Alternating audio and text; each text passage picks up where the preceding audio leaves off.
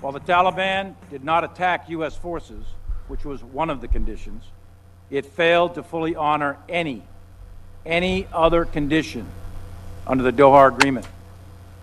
And perhaps most importantly for U.S. national security, the Taliban has never renounced al-Qaeda or broke its affiliation with them. We, the United States, adhered to every condition.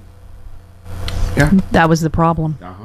I mean, you're negotiating. We didn't. The Trump administration did. And to think that they were going to try to pull out in January is shocking. And I'm glad it was postponed to eventually August. Let's see if this works. Let's see if this works. Okay. Oh, look. Victor, you are on. Hi. Victor in Oregon. Hello? I can't hear him. Uh-oh. Uh-oh. You can't hear him either? I can't hear him either. I'm sorry, Victor. I'm going to put you back on hold. Maybe we'll try to figure this out. Yeah. Okay. There we go. He's back on hold, Travis. So, maybe if you can hear him, I don't know what's going on. Yeah. But yeah, so that was General Mark Milley yesterday testifying. Mm-hmm. He said the order came 2 days after Trump fired former Defense Secretary Mark Esper. Yeah. Who was completely worried, naturally, about it. At the time Milley says he gave the order, the presidential election results were still somewhat up in there. No, they weren't. On November 9th, it was decided, not November 11th. Right. Exactly. Well, and then right, at least from Trump's perspective.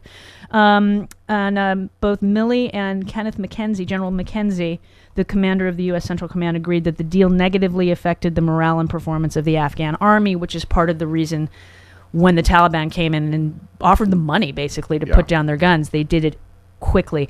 They also testified to the fact that they expected things to go awry. Mm-hmm. They just figured it would be in October. Right. They were surprised that it happened as quickly as it did. But again, when you've got Donald Trump and his ilk trying to do something to completely underhand to Joe Biden, right? Because most likely we wouldn't have gotten out of Afghanistan come January or May had Trump stayed in office anyway. I think he would have just said, "Oh, we're going to postpone it," because he never intended to do that, because that would have looked bad on him. Right. As much as we all wanted out, and like Kimberly said yesterday, I don't think the few days of bad television for Joe Biden, actually really just one day of them trying to get people out initially, is going to hurt Joe Biden. They're trying to hurt him. Excuse me. They're trying to hurt him. In fact, on number 9, Senator Cotton yesterday is trying to blame Joe Biden for a 20-year mistake. Yeah. I understand that you're the principal military advisor, that you advise, you don't decide, the president decides. But if all this is true, General Milley, why haven't you resigned?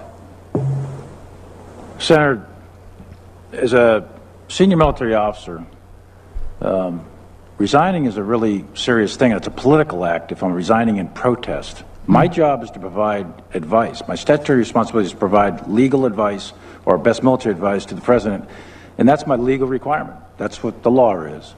The president doesn't have to agree with that advice. He doesn't have to make those decisions. Very good point. Very, very good point.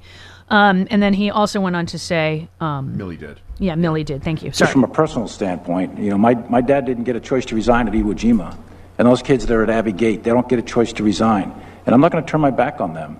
I'm not going to resign. They can't resign, so I'm not going to resign. There's no way. If the orders are illegal, we're in a different place. Mm-hmm. But if the orders are legal from civilian authority, I intend to carry them out. And that's his job. I mean, like you said, if they're illegal orders, it is also his job not to carry them out. Exactly. Which is why Abu Ghraib and other things they were carrying out in the illegal order, which is why they were prosecuted, those jailers, I don't know, the MPs, basically, that were low on the totem pole. Other people, I think, should have also been incarcerated, because those that gave the orders should also have been. Exactly. It wasn't just Lindy England that. No, it wasn't. She was ordered to do it. She was Right. a private, wasn't she? Yeah. She wasn't even. Yeah. She was barely there. So let's try this again. 'cause She was in all of the photos. she was in all the photos being so stupid. Just dumb. Yeah. But the people that ordered her and others to do what they did, to me, they are worse than the people following Right. those orders. Right. I'm gonna try. Try this one more time. Okay. We got the whole. Victor from Oregon, can you hear me and can I hear you? Huh. Nope. Okay. Nope. We still can't hear him. Yeah. I'll put him back on hold just Yeah. in case. You know, I'm going to see if I can. Reset. Yeah. Okay. We're gonna try to reset. Yes, Travis. Point of order, but we did get a call from Ms. Miller's sister. Oh, we did. We did. She was calling to wish Stephanie happy birthday. She didn't realize that Stephanie was on vacation today. So Oh, okay. Thank you, sis. That's so sweet of you to call while I'm here. Yeah. It's saying. so I spoke to Libby. I thought it was somebody calling and joking, saying, "This is Stephanie's big sister. I'm just calling to Libby. wish her happy birthday." And I just thought it was a joke. And then she said her name and where she was calling from. I was like, "Oh no, you're really Stephanie's sister." Yeah, Libby. Aw. Yeah. Oh. Well, I think they might want to communicate with each other when Stephanie's on vacation. Yeah. I usually tell my mom if I'm leaving town. Oh, do you? Oh, yeah, so she knows where I am. Okay. Okay, so for instance, when September 11th happened, my sister Carrie was in Colorado at the Okay. time, and I was here, and my mom, we didn't know, was in D.C. Oh. Okay. So Carrie gets this call from Brian, and then I get a subsequent call going, "Your mother's okay." And we're both like, "What are you talking about?" He goes, "Well, she's in D.C. She was supposed to go to New York today, but she's staying in D.C. until my we can God. get her out."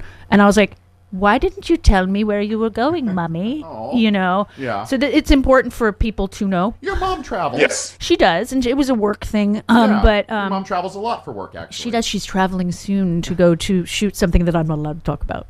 On what? She's going to shoot some television that I'm not allowed to talk about. Oh. Okay. It's a surprise. Okay. That's a tease. I know. I'm not allowed. I would love to tell you, but I'm not allowed. Okay. And she is also, this is, I think, well, no, I'm not going to talk about that either until I get her permission.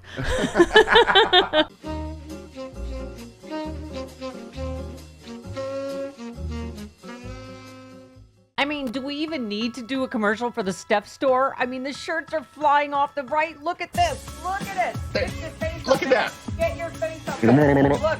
Look. We have them for Team Pfizer, Team J&J. We are all Team Vaccine here. We have amazing. That's right. And you can get it on everything. Right, Chris? Not just shirts. Bath mats, shower curtains. You can get it on art, a clock. You can get a selfie bomb on a clock. We have Stephanie Miller swag. We have sexy liberal swag. And, of course, all the vaccine shirts. Get it now. StephanieMiller.com. Whee!